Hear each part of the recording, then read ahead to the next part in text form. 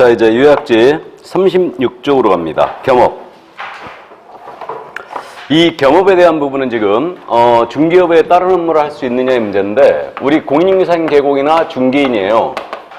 우리 개인인 개공에 대해서는 겸업 제한을 하는 규정이 있어요, 없어요?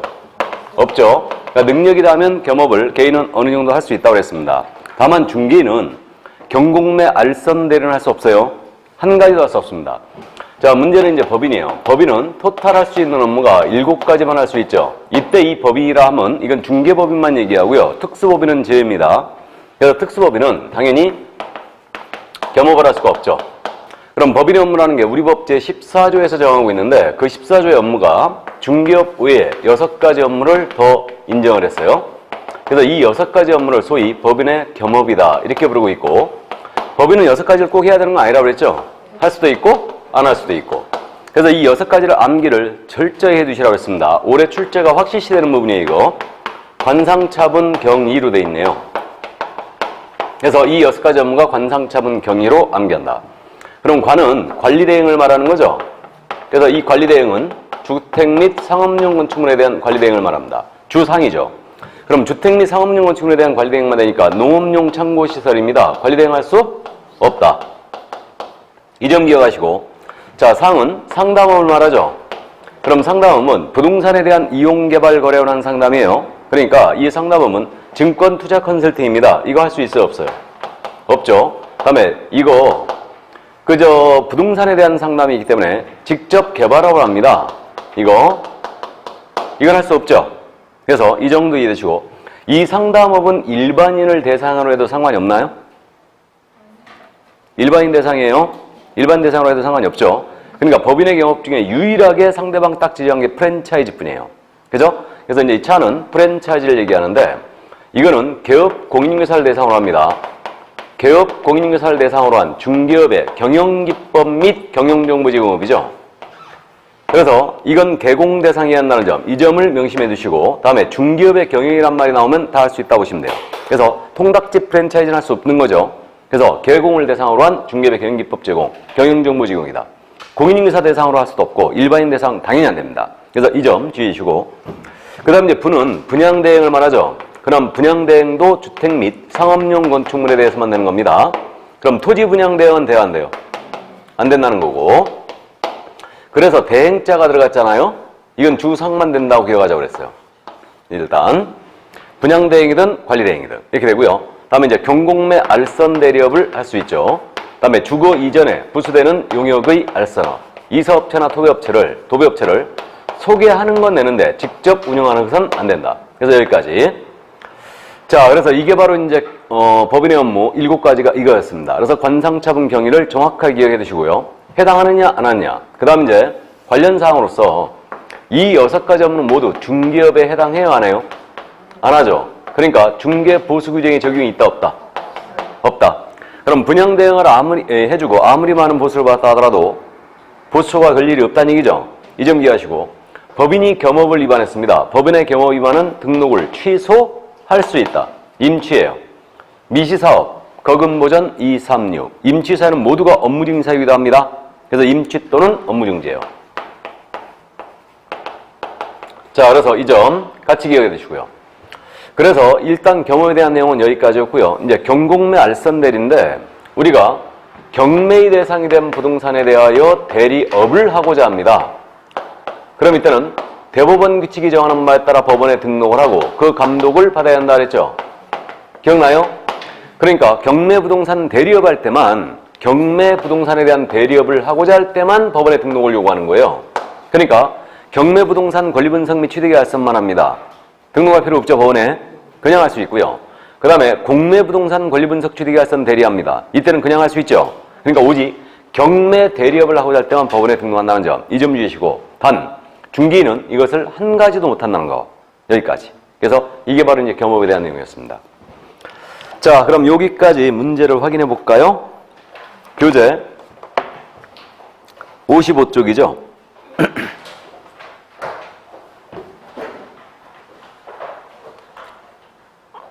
그럼 23번 문제는요, 기본 문제니까 여러분들이 풀어보시고요. 24번 문제로 내려갑니다. 공인선명상 개업공사의 겸업 제한에 관한 설명으로 옳은 것은, 1번이에요. 중개법인은 다른 중개법인으로부터 그 법인의 경영구조 개선에 관한 용역을 의뢰받아 업무를 수행할 수 있다. 우리 중개법인 있잖아요. 지금 다른 중개법인이라고 그랬죠. 다른 중개법인으로부터 그 법인의 경영구조 개선에 관한 용역. 이거 경영기법 제공 아니에요? 맞죠? 할 수 있습니다. 맞았어요. 이거 기출지문이었습니다. 중개법인은 다른 중개법인으로부터 경영구조 개선에 관한 용역, 경영기법 개선이에요, 이거. 그래서 이것을 이제 용역을 의뢰받아 수행할 수 있다. 맞았어요. 이게 프랜차이즈입니다. 다음 2번이에요. 법인이 아닌 모든 개업공사. 법인이 아닌 모든 개업공사는 누굴 얘기합니까? 개인인 개업을 얘기하죠. 그럼 개인인 개업공사는 민사집행법에 따른 경매대상 부동산의 매수신청 대리를 할 수 있다. 중개인은 할 수 없죠. 그래서 틀렸어요. 개인이 아닌 모든 개업공사, 중개인은 불가다. 법인이 아닌 모든 개업공사, 이 중에 중개인은 안 됩니다. 틀렸고 3번 공인인증 개업공사는 이사업체를 소개할 수 없다. 우리 개인은 겸업제한이 원칙적으로 없다고 그랬죠. 그러니까 웬만하면 할 수 있다고 나와야 됩니다. 이사업체 소개할 수 있죠.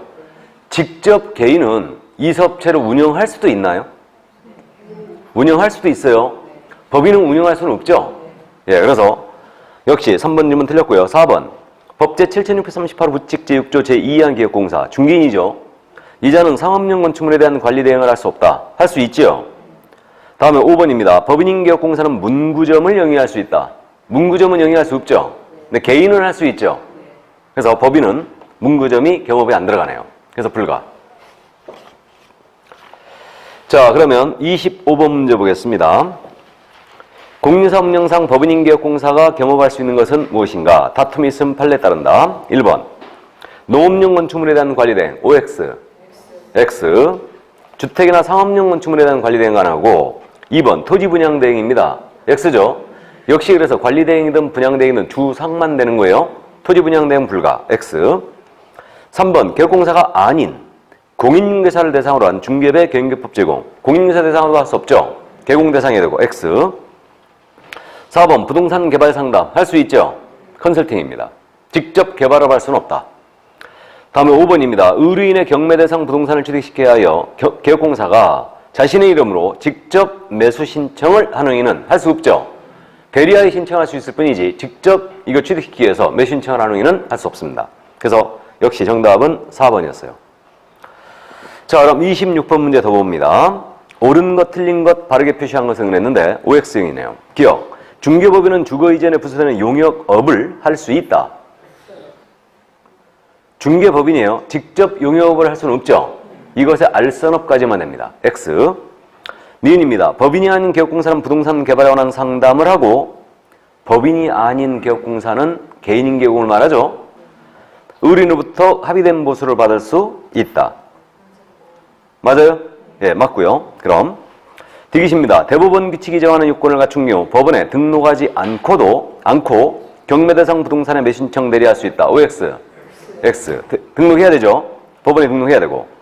리을. 개업공사의 겸업에 대한 보수도 공인사업상 중개 보수 규정이 적용된다. OX.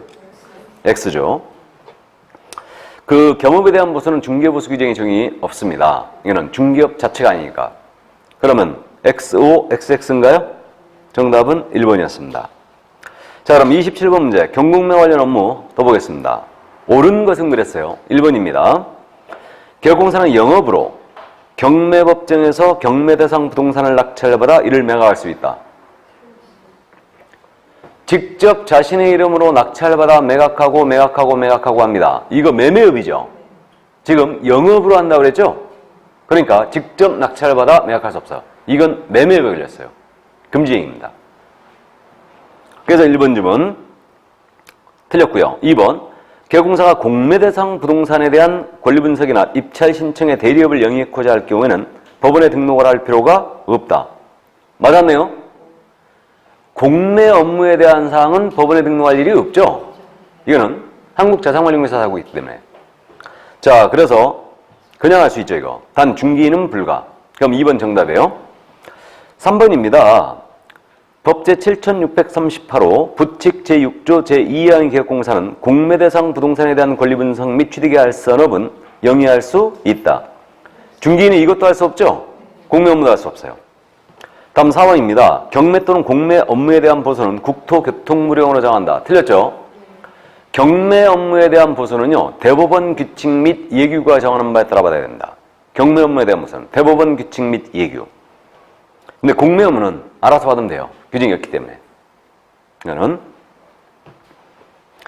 자, 그러면 5번입니다. 개혁공사가 경매 대상 부동산에 대한 권리 분석 및 취득의 알선업만을 영위코자 할 경우에도 법원에 등록을 한다. 이거 경매 부동산에 대한 권리 분석 및 취득의 알선만 합니다. 이때는 법원에 등록 안 하고 그냥 할 수 있죠. 경매 대리업을 하고 할 때 법원에 등록을 요구하는 거죠. 자, 그래서 5번 역시도 5번 틀렸네요. 정답은 2번이었습니다. 자, 그럼 여기까지. 이게 바로 이제 겸업에 대한 내용이 있는데, 이 겸업에 대한 문제는요, 올해 지금 작년에 쉬었기 때문에 매회 출제하는 건데, 작년에 쉬었어요, 문제가. 그렇기 때문에 이게 문제 유형이 두 가지가 있다는 거죠. 하나는 전체 개공에 대한 겸업을 묻는 문제가 있어요. 그러니까 이걸 풀어쓰는 문제 유형.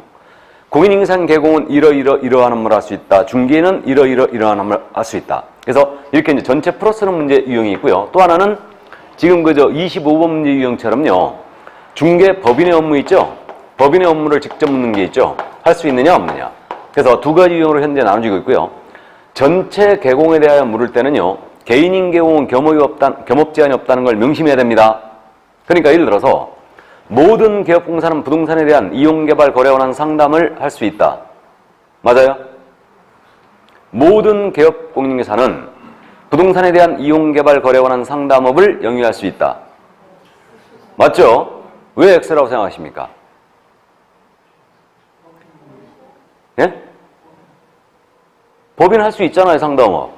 그러니까 법인이 할 수 있는 업무에 대고 모든 개공이 할 수 있다라면 일단 맞는 거예요, 다. 맞죠?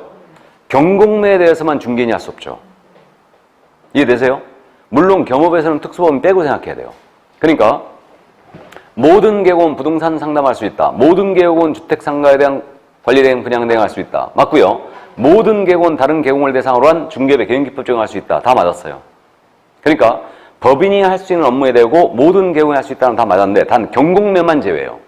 모든 개공은 경공매 알선 대리할 수 있다는 틀렸죠? 중개인이 못하니까.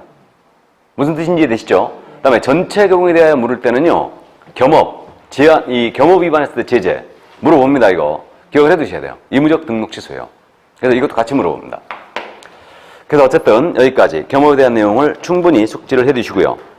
자, 그럼 이제 다시 유학집으로 갑니다. 고용인 38쪽이에요. 매회 출제죠. 올해 더군다나 개정된 사항들이 있기 때문에 일단은 이해를 꼭 해두셔야 되는데, 현재 이 고용인의 종류는 두 가지가 있지 않습니까? 소속 공인인계사가 있고 중개보조원이 있죠. 그러니까 둘로 나눠지고 있고요. 소공은 소속된 공인인계사로서 중개업무 수행하나 개공의 중개업무를 보조하는 자. 다음에 임원사원으로서 공인사인자는 소공에 포함된다 그랬고, 중개보조원, 공인인계사가 아닌 자로서 개공한테 소속되어 단순 업무를 보조하는 자다. 이게 바로 이제 고용인입니다. 그럼 이들 인원수 제한 없다는 거 알고 있고요. 결격자 고용하면 안 된다는 거 알고 있고, 둘 다 이중소하면 안 되는 거 다 알아요. 알고요. 이들에 대하여 고용했습니다. 그럼 고용했을 때는 고용신고 들어가야 되죠. 그럼 고용신고는 언제까지? 업무 개시 전까지 들어가야 되고, 그 다음에 고용관계가 종료됐네요. 그럼 고용관계 종료신고 들어가셔야 되죠. 이거는 며칠 내에 들어간다? 종료된 날로부터 10일 내에 들어간다.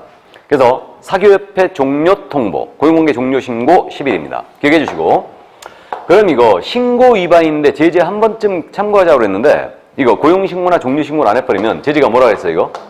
업무정지. 이게 그 밖에 위법 위반이라고 그랬죠, 이거? 그래가지고 업무정지라고 그랬어요. 신고 위반인데. 그래서 보조원 고용신고 안 해버리면 한 달 업무정지 먹는다고 그랬습니다. 일단 참고해 두시고. 그럼 이때 이제 고용신고와 관련해서 말이에요. 이거 그들이 교육을 받도록 한 후에 업무 개시 전까지 고용신고하는 거죠? 그러면 소공사는 고용신고 1년 내 실시하는 실무교육 받아야 되죠. 또 우리 중개보조는 고용신고 1년 내 실시하는 직무교육을 이수해야 되죠.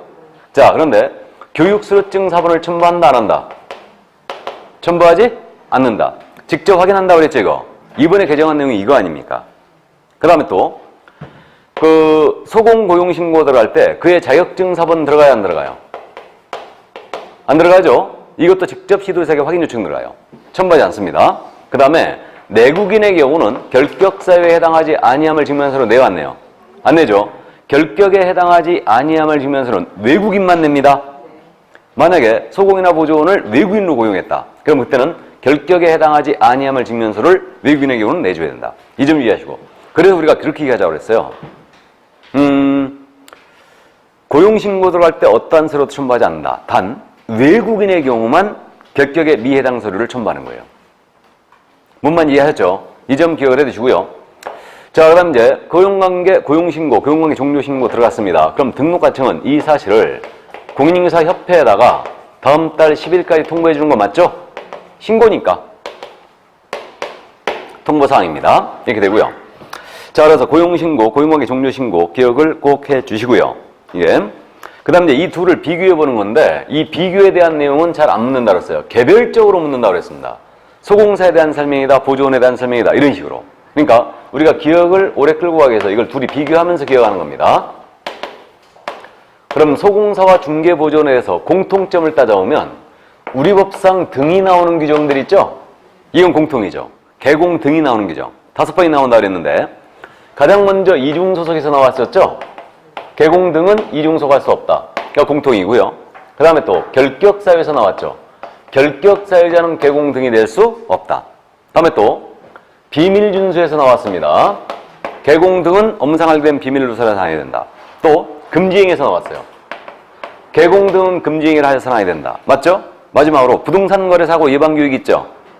사고 예방 교육 둘 다 대상이죠. 개공 등에 대하여 국장시도의사 등록과청은 사고 예방 교육을 실시할 수 있다. 이게 등이에요. 기타 고용신고, 종료신고 대상이 된다는 거. 이게 이제 공통사항입니다. 다. 그럼 차이점은 용어의 정의상 확실한 차이를 보고 있는데 우리 소공은 중개업무 수행할 수 있죠? 보조원할 수 없죠? 그래서 확인설명, 설명서 작성, 계약 작성을 소공할 수 있어요. 그러나 보조원 불가고. 그 다음에 말이에요. 우리 소공은 계약서나 설명서를 썼다면 책임 소재를 분명히 하여서 그 계약서나 확인설명서에 서명 및 날인해줘야 되죠? 근데 보조원은 그런 의무가 없어요. 없습니다. 우리 개공이 중개행위했을 때 서명 및 날인할 서류는 두 가지뿐이라고 그랬어요. 확인설명서와 거래계약서뿐이다. 그 다음에 이제 또 소공은 서명 날인의 의무가 발생되고 있으니까 인장 등록하셔야 되죠. 인장 등록 모두 소공해야 된다. 근데 보조는 그런 대상이 되지 않습니다. 이렇게 되고 자, 그 다음에 이제 우리 소공은 등록 고용신고 전 1년 내 실시하는 실무교육을 받으라고 그랬죠. 근데 중개보조는 직무교육을 받습니다. 이렇게 되고요. 근데 우리 2년마다 실시되는 소공은 연수교육을 받아야 되죠. 근데 중개보조는 연수교육 대상이 안 됩니다. 알고 있고. 자, 그 다음에 이제 부동산 거래계약 신고서의 제출을 대행할 수 있는 자. 개업공사의 부동산 거래계약 신고서의 제출을 대행할 수 있는 자는 누구뿐이다? 소공. 근데 보조는 대행할 수도 없죠. 이렇게 되고. 그 다음에 기타. 우리 소공은 전문 직업인이에요. 그러니까 품위 유지 의무, 신의 성실한 공정중개 의무가 명문의 규정이 있죠. 근데 보조는 그런 규정이 없어요. 나머지는 이제 참고사항인데 소공은 자격 취소나 정지라는 행정처분의 대상이 되고 있죠. 그러나 중개보조는 행정처분 대상이 안 되는 겁니다. 근데 우리 소공은 과태료 맞을 수 있어요, 없어요? 과태료 행정질서벌이라고 그러죠? 질서벌을 맞을 수 있어요. 어떤 경우? 연수교육. 연수교육 안 받았게 되면 500만 원 이하 과태료죠. 근데 중개보조는 과태료 맞을 일이 있다, 없다? 없어요. 이 정도 차이. 감 잡아두시고. 자, 그 다음 이제 고용인의 업무상 행위로 인한 개공의 책임입니다. 이건 이제 결론만 짚고 가는데, 우리 고용인의 업무상 행위에 대하여 개공은 독박을 쓰신다고 그랬죠. 그 근거는 우리 법 제15조 2항이죠. 소속이나 중개보조원의 업무상 행위였죠. 업무상 행위는 그를 고용한 개업공사 행위로 본다. 이랬습니다. 간주 규정이에요, 이거. 그러니까 이 규정에 의해서 민사책임, 손해배상 책임을 진다는 얘기죠, 이거. 그럼 손해배상 책임을 집니다. 이때 개공은 이 손해배상 책임이 무과실 책임이다, 과실 책임이다. 무과실 책임이에요. 자, 싫은 게 주의감독, 이 감독의 과실 없음을 항변하지 못하고요. 이거 소공과 보조원, 이들과 연대할 책임지는 거죠. 그러니까 부진정 연대 책임을 진다. 이게 되고요. 그 다음에 행정책임으로서는 소공이나 보조원의 업무상행위에 대하여 직접 개공, 등록 취소 당할 수 있어요. 그 다음에 이것도 업무 정지를 먹을 수도 있습니다. 그래서 우리 보조원이 만약에 업무상행위로 보수 초과행위를 했다. 그럼 금지행위죠. 그러면 직접 개공이 등록 취소 또는 업무 정지 먹을 수 있어요. 직접. 그 다음에 이제 양벌 규정이 적용됨으로써 개공은 벌금형을 선고받을 수 있죠. 다만 이 벌금형은 그 해당 업무에 관하여 상당한 주의와 감독을 다했을 때는 그러하지 아니하다. 이렇게 됩니다. 그럼 양벌 규정이야 300만 원 이상 벌금 받았다 하더라도 이는 결격이 아니라고 그랬죠. 그럼 이로 인해서는 등록 취소할 수 없어요. 이렇게 됩니다. 그래서 일단 여기까지. 이게 바로 이제 소공이나 보조원의 업무상에 일어난 개공의 책임이었습니다. 자, 그러면 여기까지고요. 문제 확인해 볼까요? 57쪽.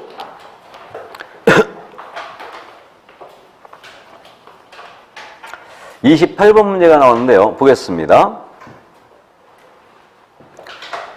옳은 것은 그랬는데 1번 28번 문제 개업공사가 중개보조원을 고용한 경우 고용일로부터 10일 이내 등록관청에 신고해야 한다. 언제까지 해야 돼요? 업무 개시 전. 전에는 이렇게 돼 있었죠. 근데 현재는 업무 개시 전으로 바뀌었어요. 자, 그래서 1번 틀렸고 종료 신고가 10일이죠. 2번 중개보조원의 모든 행위는 그를 고용한 개업공사 행위로 본다. OX. X. 모든 행위를 보는 게 아니죠. 업무상 행위에 대해서만. 틀렸고 3번 개업공사가 중개보조원을 해고하려고 하는 때는 사전에 등록관청에 신고해야 한다. OX. X.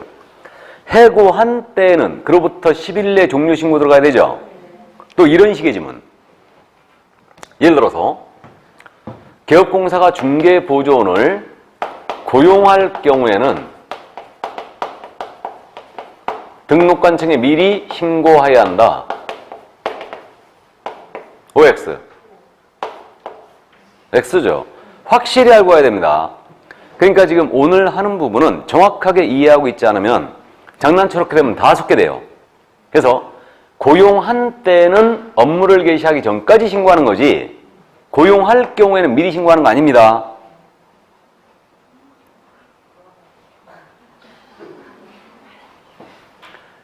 이 규정이 맞다면 나 보조원 저놈 고용하려고 그러거든요. 등록관청에 미리 승낙 받고서 고용해야 돼요. 그렇게 된 거죠? 그게 아니에요. 우리가 고용해놓고 이자가 업무 개시하기 전에 신고 들어가는 거예요. 뭔만 이해되세요? 자, 그래서 3번님은 틀렸어요. 해고하려고 하는 때는 미리 등록관청에 사전에 신고하는 거 아닙니다.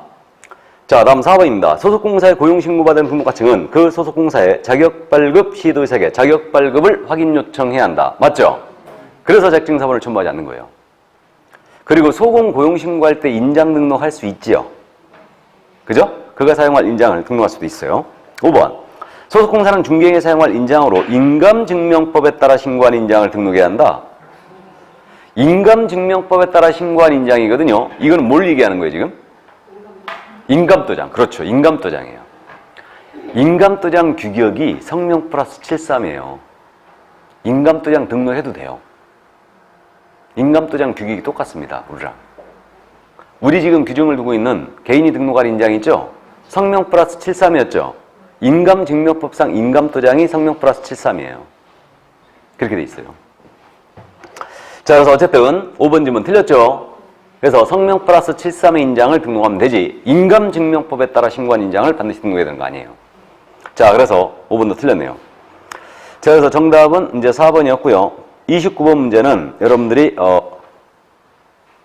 보죠, 이거. 이번에 개정된 내용이 있으니까 보겠습니다. 이거. 기본 문제인데 틀린 것은 1번입니다. 개업공사가 소속공사 또는 중개보조원을 고용한 때에는 교육을 받도록 한 후 업무 개시 전까지 고용신고서 이하의 등록관청에 신고해야 한다. 맞아요? 맞습니다. 그래서 소공은 실무교육을, 보조원은 직무교육을 받도록 한 후에 고용신고서에 등록관청에 신고 들어갑니다. 2번 질문. 고용신고받은 등록관청은 소속공사 중개보조원의 결격사유 해당 여부와 공인중개사법에 따른 교육수료 여부를 확인해야 한다. 맞죠? 그러니까 이거 교육수료증사본을 첨부하지 않는 거고요. 내국인에게는 결격에 해당하지 아니함을 증명서를 내지 않아요. 다음 3번입니다. 소속공사 또는 중개보조원과의 고용관계가 종료된 때는 개업공사는 고용관계 종료된 날로부터 10일 내에 등록관청에 신고해야 한다. 맞아요? 예, 그래서 10일 내에 신고하는 거. 다음 4번입니다. 확인, 설명, 설명서의 작성, 계약서의 작성 행위 등 본질적인 중요 없는 개업공사가 직접 주도적으로 수행해야 되고 소속공사나 중개보조는 이를 할 수 없다. 소공원이가 할 수도 있죠. 그래서 틀렸고 4번 정답. 5번 소속공사 또는 중개보조원이 외국인인 경우에는 고용신고 시 결격사에 해당하지 아니함을 증명서를 첨부해야 한다. 맞아요? 예, 그래서 외국인에게는 첨부한다. 이게 바로 이제 개정된 내용들이에요. 자, 그러면 30번 문제. 옳은 것은 지문 연습합니다. 1번. 소속공사 및 중개보조는 고용신고일 전 1년 내 실시되는 실무교육을 이수해야 한다. OX. X. 보조원은 무슨 교육이라고요? 직무교육이에요. 틀렸고. 2번. 소속공사 및 중개보조는 개업공사의 부동산 거래가 신고서를 제출 대행할 수 없다. 소공은 제출 대행할 수 있죠. 그래 틀렸고. 3번. 중개보조는 소속공사가 될 수 없지만. 맞아요? 중개보조는 소공될 수 없죠. 근데 소속공사는 개업공사가 될 수 있다. 맞아요?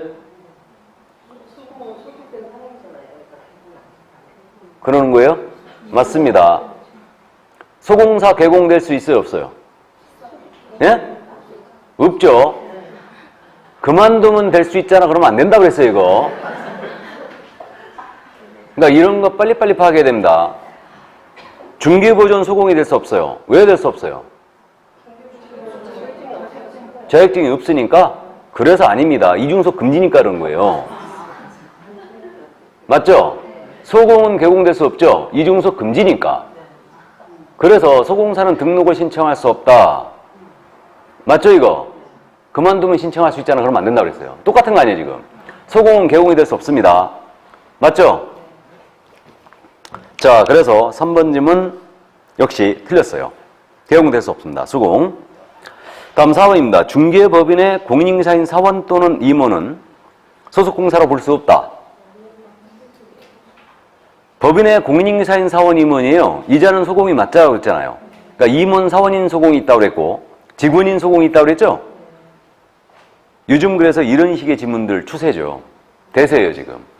용어를 이런 식으로 물었기 때문에 여러분들이 멈칫멈칫하는 거예요, 계속. 다음 5번입니다. 소속공사는 공인인사법상 과태료 부과 대상이 되는 경우가 있으나 맞아요? 소공은 연수욕 안 받아버리면 500만 원 이하가 들어오죠, 이거? 근데 중개보조는 과태료 부과 대상이 되지 않습니다. 참고해두세요. 어려운 지문이에요. 5번 지문은. 자, 그럼 31번 지문 연습 더 합니다. 옳은 것은 몇 개인가 그랬어요. 기억. 개업공사가 결격사에 해당하는 소속공사 또는 중개보조는 2월 내 해소하지 않은 경우 등록이 취소된다. 이건 지난주에 했죠. 소속이나 보조원의 결격을 2월 내에 해소하면 이건 등록 취소가 아니고 업무정지죠. 업무정지 처분을 받을 수 있다 그래야 되죠. 사원 임원인자의 결격을 2달 내에 해소하면 이건 등록 취소예요. 다음 니은. 개업공인인사가 소속공사를 고용한 경우 소속공사의 공인사직증 사본을 중개사무소에 게시한다. 자, 게시 또 떴죠? 원본 게시해야 되죠, 이거? 주의하시고. 통과하시면 안 됩니다. 원본 게시해야 된다. 그래 틀렸고, 주의하시고. 디귿. 개업공사가 소속공사 및 중개보조원의 고용관계 종료 신고를 위반한 경우는 업무정지 처분을 받을 수 있다. 이건 참고사항이에요. 한 번도 물어본 적이 없고요. 신고 위반이지만 그 밖에 위법 위반은 이건 업무정지예요. 그래서 기억해 두시고 한 번쯤. 리을입니다. 소속공사나 중개보조원의 고용관계 종료 신고받은 근거같은 경우 1월 10일 내 공사에 통보한다. 또 나왔죠? 10일 내가 아니고 다음 달 10일까지죠. 협회 통보는. 그래서 협회는 명단 다 갖고 있어요. 개공 등의 명단을. 다음 미음입니다. 고용인의 업무지역은 그를 고용한 개업공사 업무지역과 동일하다. 참고사항입니다. 제가 그 말씀 드린 적 있죠. 소속이나 보조원의 팔자는 그를 고용한 개공의 팔자를 따라간다. 그러니까 중개인에게 고용된 소공의 업무지역은 중개인의 업무지역과 동일하게 되는 거죠. 예, 그래서 미음지문 맞고요. 비읍지문. 중개보조원행위가 공사법을 위반하여 업무정지 처분 사유에 해당하더라도 업무정지 처분은 개업공사만 받는다. 마지막을 보더라도 이건 맞았죠. 업무정지는 개공한테만 가능한 거죠. 그러니까 보조원은 등록도 없고 자격도 없기 때문에 보조원이 업무정지 위반행했다. 즉 보수총화에게 했다. 이건 임치사유인데 그럼 개공이 직접 업무정지 먹어버려요. 그래서 비읍지문도 역시 맞습니다. 그럼 몇 개? 옳은 거 3개였죠? 3개가 2번에 있죠 지금? 옮겨 적을 때 주의하시고 몇 개냐의 문제는 항상 주의를 해야 됩니다. 자, 그래서 정답 2번이었어요. 그럼 이제 32번 문제 26회 때 기출이었거든요. 한번 보겠습니다. 공사법령상 개업공사의 고용과 관련한 사유로 옳은 것은 다툼 있으면 판례해야 한다. 1번입니다. 소속공사에 대한 고용신고받은 등록증은 공사직을 발급한 시도회사에게 그 자격 확인을 요청해야 한다. 맞았네요. 1번 정답. 2번 개업공사가 소속공사를 고용한 경우 그 업무 개시 후 10일 이내에 등록과청에 신고해야 한다. OX. X. 업무 개시 전까지. 3번 소속공사는 고용신고 관련 1년 내 직무교육을 받아야 한다. 실무교육이죠. 4번 중개보조원의 업무상의는 그를 고용한 개업공사 행위로 추정한다. 추정이 아니고 본다죠. 본다. 간주규정이에요. 추정이냐 간주냐 참 치사하죠. 예. 5번 질문. 중개보조원의 업무상 과실로 불법행위로 업무상 과실로 인한 불법행위로 의뢰인에게 손해입힌 경우 개업공사가 손해배상 책임을 지고 중개보조원은 그 책임을 지지 않는다. 자, 이건 판례와 대치되는 내용이죠. 보조원도 연대의 책임을 같이 지는 거죠. 예, 같이 집니다. 자, 그래서 정답은 1번이었어요. 그럼 33번 문제 있잖아요. 이제 책임에 대한 부분인데 사실상 책임에 대한 부분은 잘 안 물어봐요. 그래서 이 책임에 대한 부분은 잘 안 묻는데 보겠습니다. 33번 문제. 개업공사 갑과 그가 고용한 중개보조원 의뢰 관한 설명으로 틀린 것은 다툼 있으면 판례해야 한다. 보조원이 을, 개공이 갑이었습니다. 1번. 을의 고의로 인한 불법행위에 갑이 가담하지 아니한 경우 갑의 손해배상 책임을 정함에 있어 과실상계를 인정한다. 이 판례 기억 좀 해두시라고 그랬죠. 과실상계 판례가 계속 나오고 있는데 지금 한 번도 안 물어봤다고 했습니다. 그래서 과실상계라는 그거라고 그랬어요. 의뢰인에게 우리 중개보조원이 불법행위한 거죠. 고의로 인한 불법행위였어요. 즉 사기를 쳤다는 얘기죠. 그러면 피해자에게도 손해발생 또는 확대의 과실이 있었다면 이 피해자의 과실을 참작해 주세요. 손해배상 책임을 정함에 있어서 이게 과실상계라 했습니다. 이때 고의로 불법행위한 한 자는 피해자의 과실이 있다가도 이거 참작해 주세요 주장을 못합니다. 힘칙상. 근데 고의로는 불법행위를 했지만 보조원의 불법행위에 대하여 우리 개공이 책임을 지잖아요 지금. 그럼 개공도 의뢰인에게 손해배상할 때 과실상계를 주장할 수 없느냐? 가담하지 않았다면 과실상계 주장할 수 있다 했죠 이거? 있다 했어요. 그러니까 결론은 개공은 과실상계를 주장할 수 있다는 얘기예요. 뭔 말인지 이해되시죠? 근데 직접 행위자인 보조원은 과실상계 주장 못해요. 얘는 고의로 불법행위이기 때문에. 이거. 자, 그래서 1번 질문 맞습니다. 2번 질문이에요. 을의 업무상의로 중개의뢰인에게 손해 입힌 경우에 갑이 무과실이면 손해배상 책임은 당사자인 을에게 한정된다. OX. X죠. 우리 개공은 무과실 책임이죠 지금. 그렇기 때문에 무과실이더라도 손해배상 책임이 있죠. 그래서 2번 틀렸어요. 3번 을의 업무상의로 손해입은 중개의뢰인은 갑과 을에 대하여 동시 또는 선택적으로 손해배상을 청구할 수 있다. 맞아요? 이들은 연대하에 책임지는 거죠?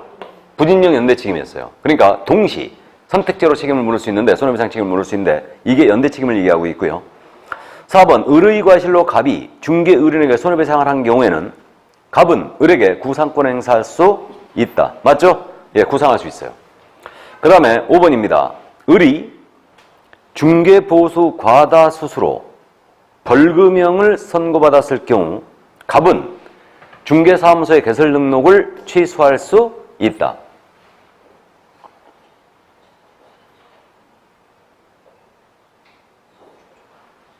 맞아요?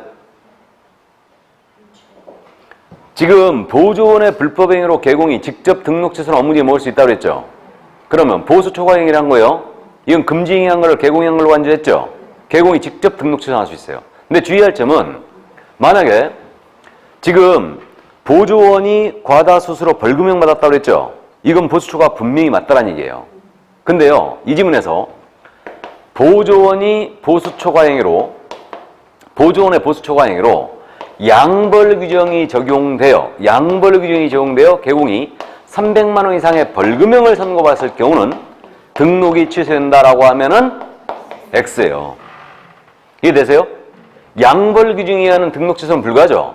근데 이 지문처럼 보조원이 보수 초과행위를 했을 경우 그를 고용한 개업공사의 등록이 취소될 수 있다라고 했잖아요. 그럼 이건 맞은 거예요, 그냥. 직접 등록 취소해버릴 수 있어요. 또 개공이 업무정지 처분을 받을 수 있다라고 해도 맞았어요. 근데 양벌 규정에 300만 원 벌금 받았으면 등록 취소된다고 하면 틀렸어요. 이거는. 이해되셔요?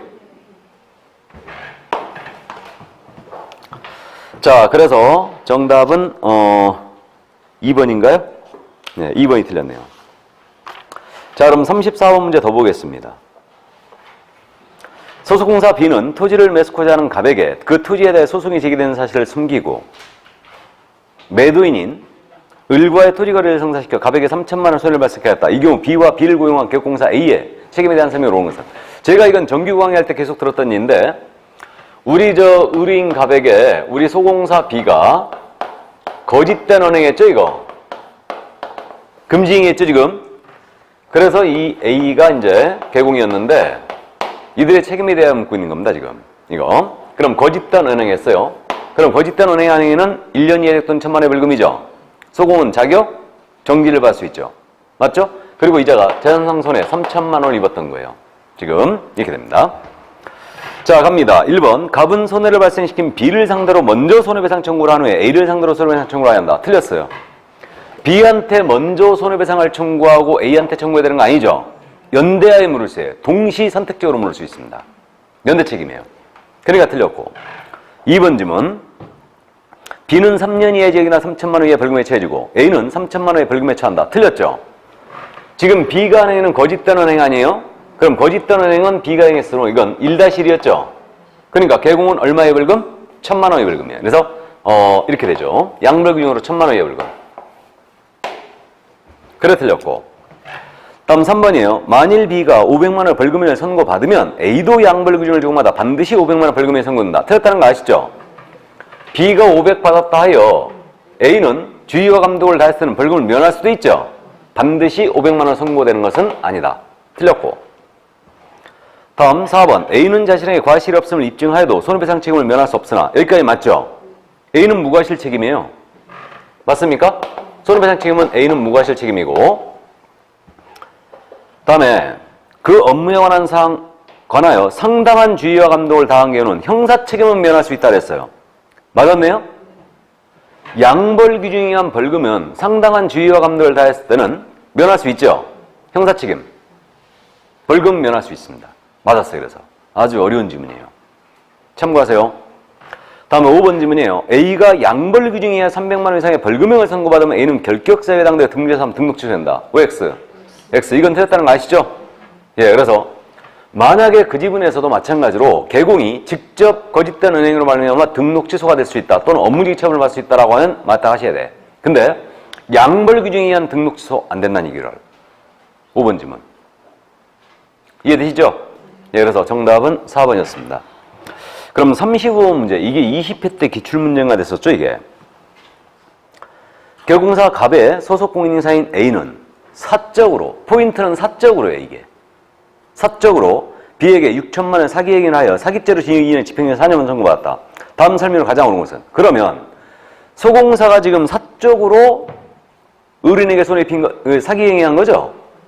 그럼 집행유예 받았어요. 자, 그러면 이거는 개공이 책임을 진다 안 진다? 안 진다. 갑은 책임이 없어요.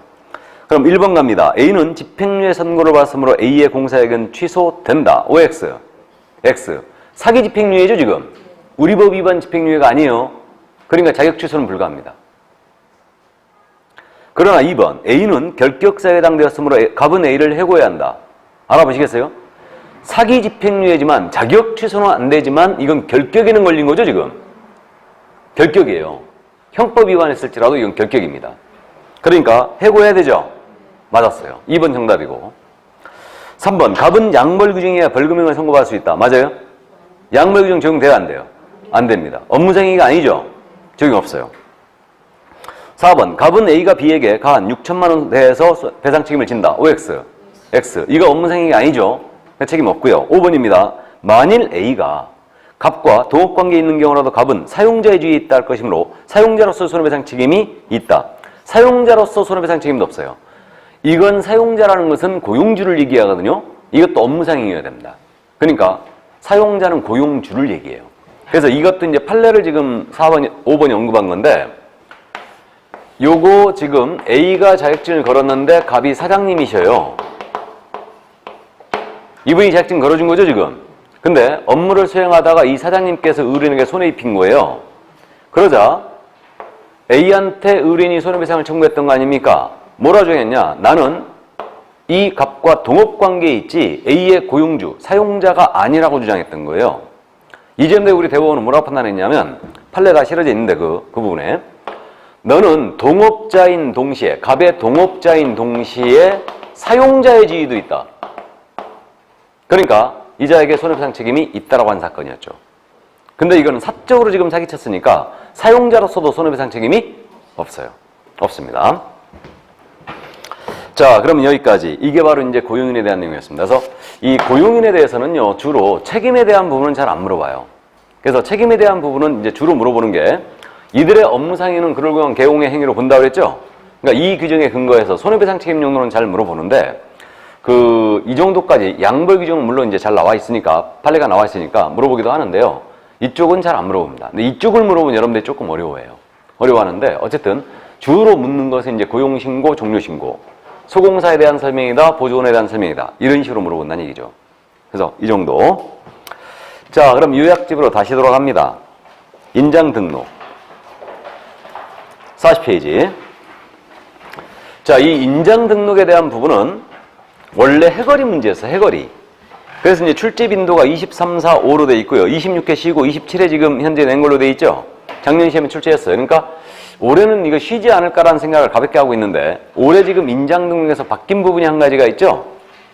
인장 등록은 방문 등록만 인정이 됐었는데 전자문서 등록이 인정이 됐죠, 지금. 그래서 전자문서에 의한 등록이 인정이 된 거예요. 이게 이번에 개정한 내용이에요, 지금. 이게 바뀐 부분입니다. 자, 그럼 이제 인장. 인장은 일단 등록 대상이 개공과 소공이죠. 이게 등록 대상입니다. 보존 등록 대상 아니라는 거 알고. 그 다음에 이제 그 시기는 제전자가 업무 개시 전까지 등록을 하셔야 됩니다. 다만 등록 신청과 함께 고용 신고와 함께 할 수 있다. 그래서 시기 부분에 단 등록 신청 소공사 중개 보전에 고용 신고와 함께 할 수 있다 그랬죠? 그죠? 같이 그때 등록할 수도 있다. 이게 돼 있고요. 이때 이제 등록할 인장에 대한 부분인데 어떤 인장을 등록해야 되느냐? 등록할 인장은 개인 법인이 틀리죠. 그래서 인장에 관한 문제는 개인과 법인을 구분해야 됩니다. 법인이 등록할 인장이냐 개인이 등록할 인장이냐 이걸 구분해 주시기 바랍니다. 그럼 개인 개공이 등록할 인장, 소속공사가 등록할 인장입니다. 이들이 등록할 인장은 가족관계 등록부나 주민등록표상에 성명이 나타나 있어야 되죠. 그 크기는 가로 세로 각각 7mm 이상 30mm 이내의 것이어야 돼요. 성명 플러스 73이어야 됩니다. 근데 법인은 틀려요. 법인은 상업등기 규칙이 꼭 나와야 됩니다. 상업등기 규칙에 따라 신고한 법인의 인장이죠. 그래서 요게 바로 이제 법인인감도장이라고 했습니다. 자, 그럼 우리 법인의 분삼 사용할 인장이에요. 분삼 사용할 인장은 상업등기 규칙이죠. 상업등기 규칙에 따라 이 법인의 대표자가 보증하는 인장을 등록해야 된다 할 수 있다. 등록할 수 있다요. 그럼 예를 들어서 우리 만약에 평택시에 주된 사무소가 있는 법인이라면 여기는 법인인감도장이 등록되어 있는 거죠. 법인인감도장이 등록되어 있고 만약에 군포시에 분사함을 설치한다. 그럼 군포시 분사함 사용을 인장으로서는 이 법인인감도장을 등록을 하거나 아니면 대표자가 보증하는 인장으로 등록할 수도 있다는 얘기죠. 그러니까 이거 할 수 있다고 되어 있는 거예요. 이해되시죠? 선택권을 준 겁니다. 이 점 기억해 두시고 등록 장소는 당연히 등록관청에 등록하는 거죠. 근데 분사함 사용할 인장의 등록은 어디다 등록해야 돼요? 주된 사무소 등록관청에 들어간다. 이 점 이해하시고 등록 인장을 분실했어요. 변경록해야 되죠. 그럼 변경한 날로부터 변경록 며칠 내야 한다? 7일입니다. 7일. 인자야 전등소 등 인장의 변경록 7일. 7일 내에 들어가고 그 다음에 등록의 방법은 어떻게 되느냐? 이것도 개인과 법인이 틀리다고 했어요. 우리 개인의 경우는 등록 방법이 이거 신고서가 있다고 그랬죠. 인장 등록, 등록 인장 변경 신고서가 있고 이때 신고서로 들어갑니다. 여기에 등록증 원본 첨부하는 거 맞아요? 맞죠? 개공이 신고서로 들어간다. 그럼 이때는 등록증 원본 첨부해야 됩니다. 등록증에 도장 찍는 란이 있죠? 그러니까 변경록 들어간다면 등록증 첨부해야겠죠. 근데요, 법인입니다. 법인은 상업등기규칙에 따른 인감증명서 제출로 가름한다 그랬어요. 그러니까 법인은 법인인감증명서 제출로 가름한다. 그래서 이 정도 이해해 두시고요. 이걸 어떤 모의고사에서 법인인감증명서 제출로 가름할 수 있다라고 해가지고 내가 시험지 찌어보라고 그랬어요. 이거 가름한다에 그냥 그런 걸 할 수 있다 해야 한다 바꿔놓으면 쓰겄어 안 쓰겄어. 어쨌든 그래서 참고하시고, 그 다음에 이제 요 등록 방법이 이번에 도입된 게 전자문서에 의한 등록이 인정된다고 그랬죠, 이거? 그럼 도장 스캐닝 해갖고 등록할 수도 있겠네요? 맞죠? 도장을 어떻게 스캐닝하나? 찍어가지고 해야 되겠죠? 찍어가지고. 그래서 어쨌든 그 정도 이해해 두시고. 그러면 개공이 인장 관련 의무를 위반하면? 개공이 인장 관련 의무를 위반하면? 업무정지. 소공이 위반하면? 자격정지입니다. 여기까지. 자, 이게 바로 인장이었어요. 그럼 문제 확인합니다. 60조 36번 문제. 옳은 것은 바로 지문 연습 들어갑니다. 옳은 것은 1번 인장 등록은 방문 신고만이 인정되고 전자문서 이하 등록할 수는 없다. OX X. 이번에 신설할 내용 전자문서 등록할 수 있죠. 틀렸고 2번 등록관청은 인장 등록을 하지 않은 기업공사에 대한 등록증을 교부해서 놔야 된다. 인장 등록과 등록증 교부는 상관관계가 있어요, 없어요? 없습니다. 우리는 등록증 교부 시에는 보증 설정 사항만 확인하고 지첩시 나간다고 했죠? 예. 그래서 2번 질문 틀렸고요. 3번 기업공사가 등록한 인장을 변경할 경우는 7일 전에 그 변경할 인장을 등록관청에 등록해야 한다. 이거 속으면 안 됩니다. 개공이 등록인장을 변경한 때에는 변경한 날로부터 7일이에요. 7일에 변경을 하는 거지 변경할 경우는 7일 전이 아닙니다. 변경한 때는 변경한 날로부터 7일이다. 왜 웃어요? 기출에서 이렇게 냈거든요. 장난쳤다고 지금 웃은 거죠? 치사하게 말이요. 정확히 기억해야 돼요. 우리 과목 대충 기억하면 어떻게 된다고요? 대충 60점이에요. 대충 60점 맞으면 어떻게 된다고요? 필락입니다. 필락. 정확하게 기억하고 있어야 돼요. 이게 장난친다 생각하면 안 된다고 그랬죠? 자, 4번 갑니다. 중개사무소 개설 등록을 신청한 자는 중개행에 사용할 인장을 반드시 중개사무소 개설 등록 신청 시에 등록관청에 등록해야 한다. 할 수 있다죠? 그래 틀렸고 5번 법인이 아닌 기업공사가 등록한 인장을 변경한 경우 인장 등록 등록인장 변경 신고서에 중개사무소 등록증 원본을 첨부해 신고해야 한다. 맞아요? 개인이죠 지금. 법인이 아닌 개공은. 그래서 법인이 아닌 개공은 신고서로 들어간다고 했습니다. 자, 그래서 정답 5번이었네요. 그럼 이제 37번 역시 지문 요소입니다. 옳은 것은 1번이에요. 개업공사는 그의 소속공사 인장을 등록관청에 등록해야 한다. 제가 즐겨 쓴 질문이죠. 소공의 인장 등록 누가 해야 돼요? 소공이 해야죠. 소공은 업무 기시전까지 인장을 등록해야 한다. 이렇게 나와야 돼요. 근데 소공의 자격증 개시는 누가 해야 한다고요? 개공이 해야 됩니다. 1번 틀렸어요. 2번 지문. 법인의 분사무소에 사용할 인장은 그 분사무소 소지구나 시군구청장에 등록해야 한다. 주된 사무소죠? 틀렸고 3번 법인이 아닌 기업공사 및 소속공사가 등록할 인장은 개인인 기업공사와 소공사죠. 지금 법인이 아닌 경우이라고 했으니까 성명이 나타난 것으로서 가로 세로 각각 7mm 이상 30mm 이내의 인장해야 한다. 맞습니까? 맞고 그럼 3번 정답. 4번 법인의 분사무 사용할 인장은 상업등기처에 따라 법인의 대표자가 보증하는 인장을 등록해야 한다. OX X. 대표자 보증인장 등록할 수 있다죠? 선택권을 준 거니까. 그거 하기 싫으면 법인인감도장 등록하면 돼요. 엄청 불편하겠죠.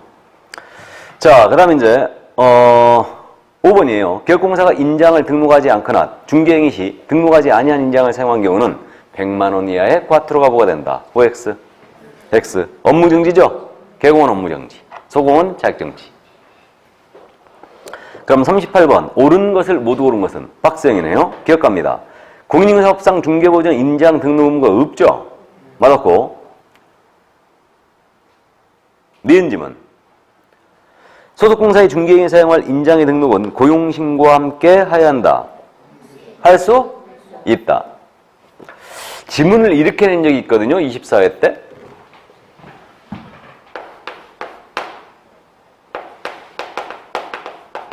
개업공사는 중개보조원에 대한 고용신고와 함께 인장을 등록할 수 있다.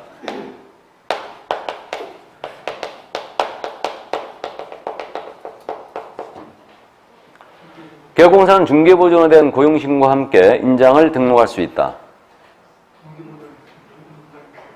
맞는 걸로 정리됐거든요. 출제자가 이걸 뭘 갖고 문제를 냈는지 잘못 우리 법을 이해한 거 아닌가라는 생각을 하는데, 소공사와 소공사의 고용신고 시에 인장을 등록할 수 있다 이렇게 돼 있거든요 지금. 근데 법조문에는 소공사 중개보조원에 대한 고용신고와 함께 할 수 있다 이렇게 돼 있어요 지금. 그럼 우리가 해석을 그렇게 돼 있다라도 보조원이 원래 들어가면 안 되잖아요. 그러니까 소공이 사용할 인장을 개공이 고용신고할 때 함께 해줄 수 있다는 뜻이에요. 서식을 봤을 때 그게 명백합니다 지금. 근데 우리 그 인장 등록에 대한 시행규칙에는 어떻게 돼 있냐면 소공이나 보조원에 대한 고용신고와 함께 할 수 있다 이렇게 돼 있어요 덜렁 그냥. 그러니까 이게 법이 잘못되어 있는 거죠 지금. 근데 출제자가 어떻게 내버렸냐면 개업공사는 중개보조원에 대한 고용신고와 함께 인장을 등록할 수 있다라고 내버린 거예요 이게. 그럼 지금 개공지가 사용할 도장을 얘기하는 거죠 이거. 문맥으로 봤을 때 맞잖아요. 근데 이건 바람직하지 않았다는 거지. 장난친 것밖에 안 된 거예요. 그러면 이건 맞다라고 볼 수밖에 없는데 이 신청 들어갔는데 안 받아줬죠. 물론 답은 다른 데 있었어요 그때. 그러니까 이제 이걸 쓸 일이 없었는데 그 문제는 지금 있었죠 지문이. 어쨌든 이제 잘못 출제자가 이해한 거 아닌가라는 생각을 조금 했었는데 저는 잘못 이해해서 분명히 이거는. 그러니까 이제 보조원 고용신고도 업무개시 전 맞죠. 인장의 등록도 업무개시 전이 맞죠. 그러니까 틀렸다고 볼 수는 없어요. 둘 다 업무개시 전이니까. 그럼 보조원에 대한 고용신고하면서 지인장 등록할 수도 있겠죠? 개업을 하면서. 근데 사실은 바람직하지 않았다는 거지. 우리 법이 갖고 있는 소공사 고용신고할 때 인장 등록할 수 있다는 얘기는 소공사 지가 사용할 인장을 개공해 줄 수 있다는 얘기죠. 그때. 예외적으로. 원래 소공 본인이 등록할 인장인데. 맞죠? 그 뜻으로 규정, 이제 돼 있는 건데, 보조원으로 내버렸어요, 이거를. 그래가지고, 어쨌든, 24기 기출이었는데, 이런 지문들 빼버렸어요. 마음에 안 드는 것들은. 이런 것들은. 어쨌든. 자, 그래서 좋습니다. 그러면, 니은 지문, 고용신고와 함께 해야 한다는 틀렸어요. 할 수 있다. 다음 디귿 지문, 분삼 사용할 인장으로는 상업등기축에 따라 법인의 대표자가 보증하는 인장을 등록할 수 있다. 맞죠? 5번 지문, 리을 지문이에요. 등록 인장을 변경한 경우는 개업공사는 변경일로부터 10일 내에 그 변경 인장을 등록할 수 있습니다. 10일이 아니고 7일. 전형적인 지문이죠. 그럼 지금 옳은 것은 기억과 디귿이죠. 그래서 정답은 3번이었습니다. 그럼 39번 문제는 27의 기출로서 여러분들이 풀어보시기 바랍니다. 조금 쉬었다 할까요? 네, 좀 쉬었다 하죠.